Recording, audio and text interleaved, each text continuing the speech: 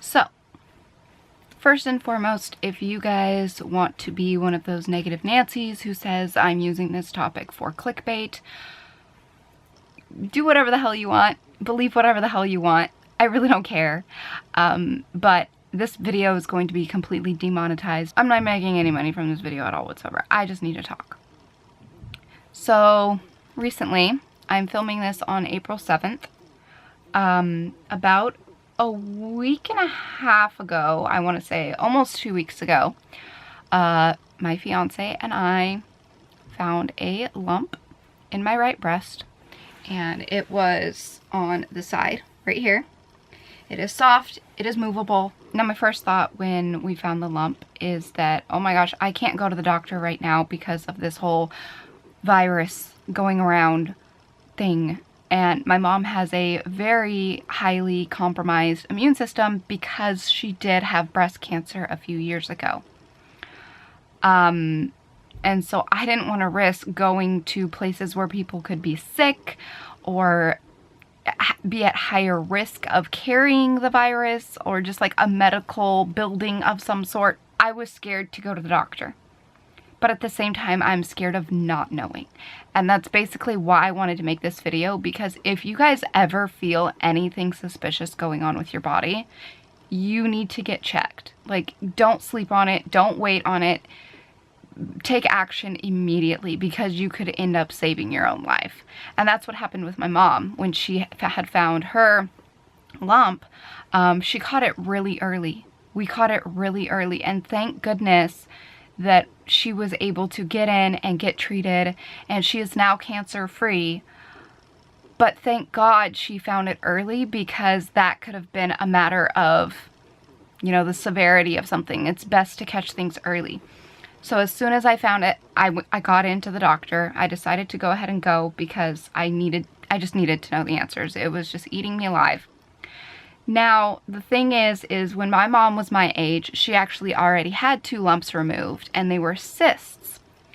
My body already produces cysts. If you guys don't know, I have what is called PCOS, which is ovarian cysts. I have cysts that grow in my ovaries, a lot of them, a lot of really small ones, so my body is prone to growing cysts. And my mom was my age when she got her cysts taken out, or biopsied and removed. So we just figured, okay, well, it might just be a cyst. Because when I was feeling it, it was soft and it was movable. Soft and movable is good. From all the research that I've done and all the experience of, you know, going through my mom's cancer and things like that, I learned that if it's soft and movable, it moves around freely when you touch it and things like that, that is a good sign. That usually means it's benign, but don't quote me on that. That is not necessarily always true. It's just a good sign, usually. So I didn't think anything of it. I didn't think it was that severe. So I went ahead and got into the doctor. And she did a manual, like, physical examination. She wore gloves, she wore masks, she had me put on a gown that opened from the front, and she just went around and felt everything, and she looked at them to make sure there weren't any weird obscurities. You know, one looked semi-reasonably the size of the other. And I had recently gotten my nipples pierced for Valentine's Day. And when she originally first felt it, she thought possibly it could be just a swollen lymph node from when I got my nipples pierced. Because sometimes the nerve endings go all the way up into your armpit and things like that. And sometimes the lymph nodes just get swollen, and it's really nothing to worry about. They go back down to size, and they're just temporarily swollen. So at first she thought it could have just been that because of my piercings and things, so it wasn't that much of a big deal. But she wanted to schedule an ultrasound so that they could kind of get a better visual of what they were dealing with. And I thought, great, because an ultrasound is a great option, because then I don't have to go through the whole mammogram process and take out my brand new jewelry that I just had put in. Let me specify this here. Let me clarify this. I am more worried about the lump in my breast than I am about my new piercings. So if it comes down to me taking out my new piercings, I'm going to sacrifice that. Don't get me wrong. But at the same time, I just spent $80 on these brand new piercings. I wanted to be able to keep them in. So I was like, okay, that's a great option to start with an ultrasound. Then if we need further investigation, we can proceed with that.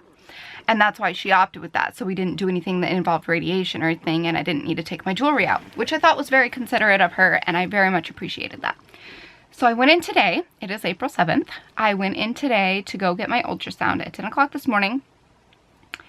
And we all had to wear our masks and everything because, like I said, of the virus and all of that. And my mom, she walks around wearing a mask and gloves and everything. So I go in the ultrasound room and she doesn't say much. She just tells me, you know, undress, put this little cape on, it opens in the front, da-da-da-da-da. They put the cream on, the ointment, whatever it is, the gel. And then they had the little machine, you know, just like they do with babies. You know, they just have the little thing that they just hold up against the tissue and it reads whatever's underneath, and then she takes pictures of it on the screen and then kind of types out like where that's located at and stuff. So I was looking at the screen and I could see the area. It was kind of oblong, kind of like this. And I was just like, oh, that's so crazy to see that, because I had an ultrasound when I had, when I was diagnosed with PCOS. They got me an ultrasound so they could see the cysts in my ovaries, and it was a completely different thing to see, because when I had my ovarian cysts, or looking at my ovarian cysts, they were a ton of really tiny ones. I know some people will get to the ovarian cysts and they'll get like 1 or 2 massive ones and they'll like rupture and it'll be super painful. I never really had pain with my cysts in my ovaries because I just had a lot of like little tiny like little ones. So I never experienced pain or discomfort as far as those go. But the reason that I was able to find my lump was I kept laying on that side when I would like watch YouTube and stuff on my iPad in bed or play my video games or things like that. I would always lay on that side and I started feeling a little bit of pain or discomfort there. I basically asked my fiance if he could feel around for me. Because sometimes we can't feel at certain angles, and sometimes we get things like misconstrued, or we think something is severe when it's not. And he felt around for a good 5-10 minutes and he found a spot. He found the lump. Anyway, so I got my ultrasound and they said that they were going to call me with the results within 1 to 2 days. And I came home and I decided to take a nap, because obviously I had trouble sleeping last night. It was really hard for me to get to sleep for obvious reasons. And they called about 45 minutes ago on the same day, which was amazing. And I was in the middle of napping and my mom yelled at me. She's like, Amanda, you need to come get on the phone right now. And so I went and I answered the phone and they said that it is a 2-centimeter growing mass and that I need to get it biopsied. And if you guys don't know what a biopsy is, basically they go in surgically, they put you under anesthesia, they slice you open, they go in there and I don't know if they scrape a sample, if they cut a sample, but basically they take a sample of the lump out and then they run a test, and that will tell you whether or not that lump is benign or that mass is benign. So I need to go have surgery now. But what she had said is that they're going to send me to the breast specialist or whatever. And I opted for the same woman that my mom had during all of her procedures.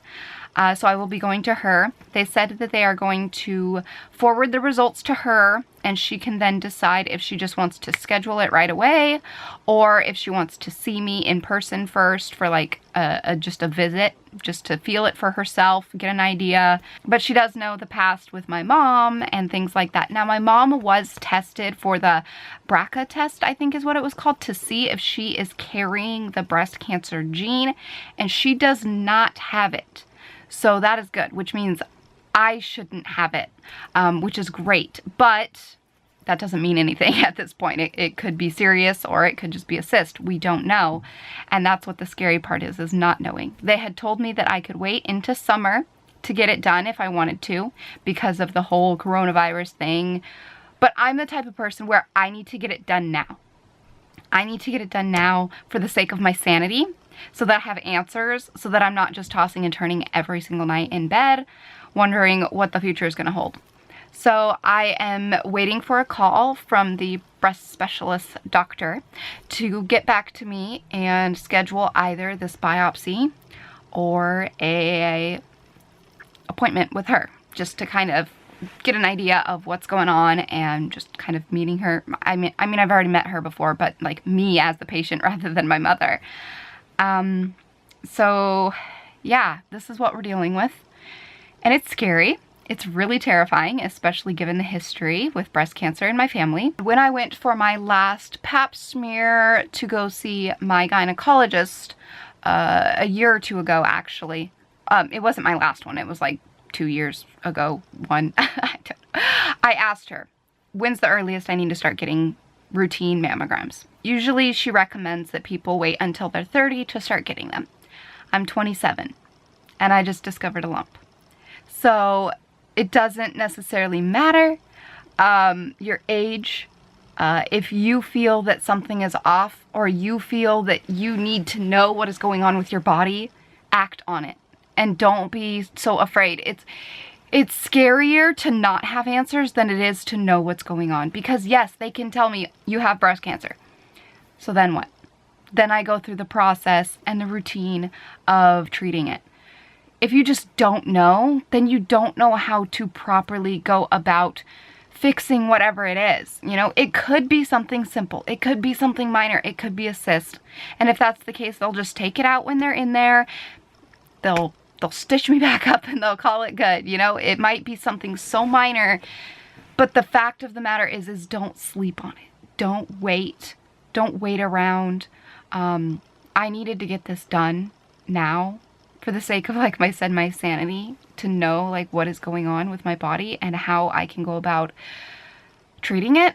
But I did want to get on here and talk about it because this is something that kind of needs to be talked about. I know a lot of people just don't know how to examine themselves at home. They don't know how to perform a home examination, and they just let things go and they don't even know. And it's so much better to find something early and nip it in the butt early while you can, rather than just putting it off and have it be too late and be 10 times more severe. So please, this is my PSA. Do routine self-examinations at home. There are tutorials online. There are guides online. You can go to your doctor and ask them to show you how to do it. Just please, please, please routinely check yourselves. And this is my little breast cancer awareness video, PSA, whatever you want to call it. I have no answers just yet. But I want you guys to join me on this journey no matter what it is, because you guys need to be aware of what's going on with your bodies so that you can act appropriately. Anyway, thank you guys so much for your support through all of this craziness. It's been very, very hectic. Like I said, especially with everything going on in the world right now, this is just another item added to the list of things that could go wrong. But that's okay. I mean, this is a lesson, and I'm going to use my platform to share this experience with you guys, because not only did I share like my mom's journey with it, but I want to share my own as well, because this is a little bit more personal. You guys have grown up with me. You guys have so much similarities with me. Some of you do, and I just really want to share this part of my life with you guys because you've been there for so long, and this is really important. Anyway, I'm not going to talk anymore because my camera is dying and I need to get off of here. But with that being said, I'm going to go ahead and let you guys go. Stay safe out there. Stay home. Stay healthy. And yeah, with that being said, I will talk to you all next time. So until then, so long. Stay strong. Stay true and be you. All right, bye.